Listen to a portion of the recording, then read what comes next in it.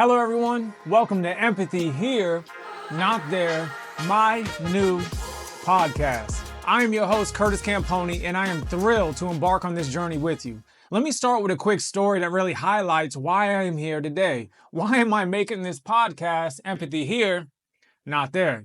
After I gave a keynote speech on empathy at a national conference, I found myself in an argument with a friend on the phone in an elevator. After I got off the elevator, I noticed someone looking at me with a judgmental glare. I don't know about you, but if you're getting that look, you kind of want to figure out what's going on with it, so I walked over to them. I asked them how they were doing, tried to make small talk, and they shared that they were in my keynote speech earlier where I talked about empathy. But then they were also in that elevator when I was arguing with my friend. They didn't reference my conversation directly, but they did say, that wasn't very empathetic of you, was it? That was a pivotal moment for me because it made me realize how easy it is to speak about empathy, but it's so much harder to practice it consistently in our daily lives. It's one thing to have empathy in a public setting, but another to have it in our personal moments of frustration and conflict. This is why we are here today. This is why I created this podcast. Let's explore empathy and how it's applied in different contexts. In other words, do I have empathy here, but not over there? Look, empathy is a powerful tool that can transform our relationships, our workplaces, our communities, and even our political landscape.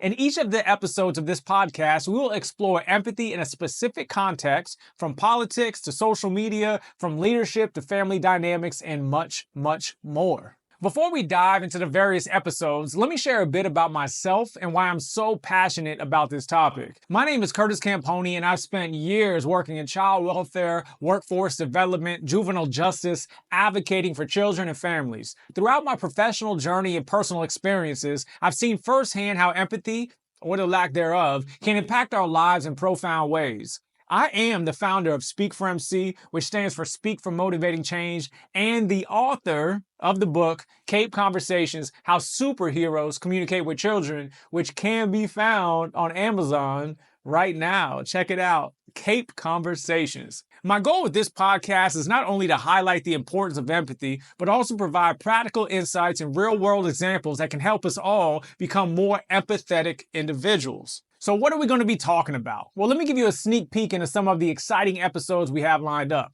1. Empathy in politics, bridging the divide. Whoa, are we actually going to explore this topic now with the current climate? I think it's more important than ever. We're going to explore how empathy can help bridge ideological divides, foster more constructive political discourse, more conversations that actually lead to change. Then we're going to talk about empathy at the dinner table, family dynamics. Discover how empathy can improve family relationships and communication. Do you find that sometimes it's easier to empathize with a coworker than it is your spouse? There's a real reason for that. Then we're going to talk about empathy with friends, how we can strengthen those bonds. Learn practical ways to be a more empathetic friend and deepen your connections. What about for my leaders? We're going to talk about empathy and leadership, leading with the heart, highlighting the impact of empathetic leadership on workplace culture and productivity. But you usually don't start as a leader. You got to work yourself up. So we're going to also talk about empathy with coworkers, how to build a supportive workplace and culture, strategies for promoting empathy among colleagues to enhance teamwork and collaboration. And yes, we are going to talk about empathy on social media, how to navigate online interactions, address the challenges and the opportunities of practicing empathy in the digital age, empathy on Facebook. What? Empathy on YouTube? What? We're going to talk about it. We're also going to talk about empathy in various professions, such as empathy in healthcare, patient and provider perspectives, the transformative power of empathy in patient care and healthcare provider well-being. The bottom line is each episode will feature personal stories, expert insights, practical tips, and listener interactions to create a rich and engaging experience. I'm excited to embark on this empathy journey with you, and I hope you find these conversations as enlightening and inspiring as I do. Look, the bottom line is if you want to inspire change, if you want to reach solutions instead of just identifying all these problems, it starts with empathy.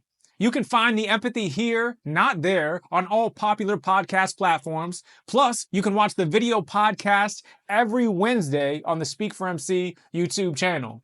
We're going to start out with recordings, but then eventually offer you some live content as well. On that note, we can't roll into episode 1 without first laying the foundation of what empathy is. Here it is. Empathy is the cornerstone of human connection and understanding. So let's take a look at different types of empathy and how they impact our relationships so we don't get empathy overload. The very first thing is we have to understand that empathy is a powerful tool that allows us to connect with others on a deeper level. It's about understanding and sharing the feelings of another person. But empathy isn't a one-size-fits-all. It can be cognitive, where we understand someone else's perspective, or emotional, where we actually feel what they're feeling. As someone who has facilitated numerous workshops on empathy and interpersonal relationships, I've seen firsthand the power of empathy. It can bridge gaps, heal wounds, and foster genuine connections. Think about a time when you had a disagreement with a friend or a family member. Maybe it was about politics, a personal decision, or something as simple as where we want to eat. When someone truly understood your perspective, how did that change the dynamic? That connection, that feeling of being heard, being seen, is what empathy can bring to our personal and professional relationships.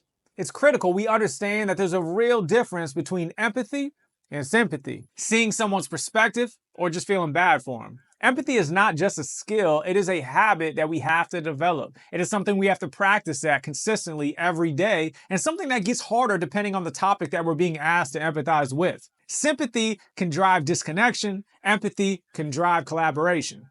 Empathy is feeling with people. So how can you practice empathy? One, you got to practice active listening. You got to focus fully on the speaker. Make eye contact, reflecting back what you hear without judgment.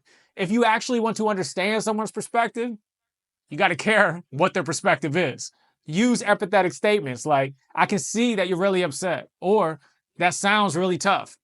Be present. Avoid distractions. We know there's so many things that are vying for your attention, but if your goal is to be empathetic, you got to push all that aside and lock in to what that person is saying. Give them your full attention. Who is that person you're interacting with, and why do they think the way they think? In each episode, we're going to kind of shift back and forth between cognitive and emotional empathy. Cognitive empathy is more about understanding someone's perspective. It's like stepping into their shoes, but without the emotional burden. In other words, the way we see the world has been shaped since we were a little kid. Our neighborhood, our faith, our family, our experiences, our successes, our failures have all shaped the lens that we look through. Emotional empathy, on the other hand, is about feeling what they feel. Both types have their place, but they also have their challenges. I've had the privilege of working with various professionals, from healthcare workers to educators, who rely on empathy to navigate those complex human interactions. Their experiences highlight the nuances between cognitive and emotional empathy. Studies indicate that cognitive empathy helps in problem solving and conflict resolution by providing clear understanding of others' viewpoints. Emotional empathy, however, strengthens the bonds, the trust that we have with someone. It builds those emotional relationships. Cognitive empathy can enhance leadership effectiveness by promoting better decision-making and fostering innovation, fostering creativity, idea sharing. Imagine a scenario at work where a colleague misses a deadline. Instead of getting frustrated, you try to understand their situation. Maybe they have personal issues or are overwhelmed with tasks. By using cognitive empathy, you can address the root cause of the problem without getting emotionally overwhelmed. It's critical to understand with cognitive empathy, it's not about right or wrong. It's not about justifying their behavior or making excuses for it. It's just about trying to understand what led to it. Think about a time when someone really understood your situation from both a logical and emotional perspective. It's likely it made you feel supported and validated. In the description, I'm going to share some other YouTube videos that do an excellent job explaining empathy. I really encourage you to watch those before episode 1 comes first. It's going to be hard for you to separate yourself emotionally from some of the things we're going to discuss if you don't first understand what the overall goal of empathy is. Empathy also is critical to emotional intelligence. Trying to understand someone's thoughts, their feelings, trying to get a read from where they're coming from. Emotional empathy allows us to respond appropriately to the here and the now.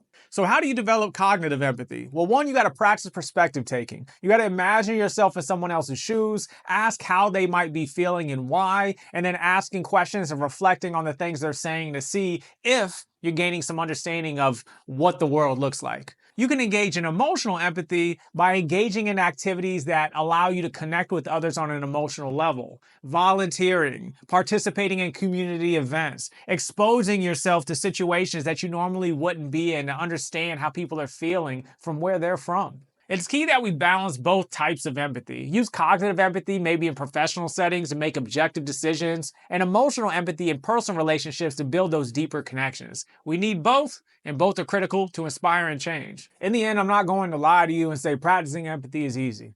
Maybe in conversations where the topic doesn't emotionally trigger you, you can ask questions, you can reflect, you can learn, you can understand. But it seems like almost every topic now is laced with this emotional component that really makes it difficult for us to empathize.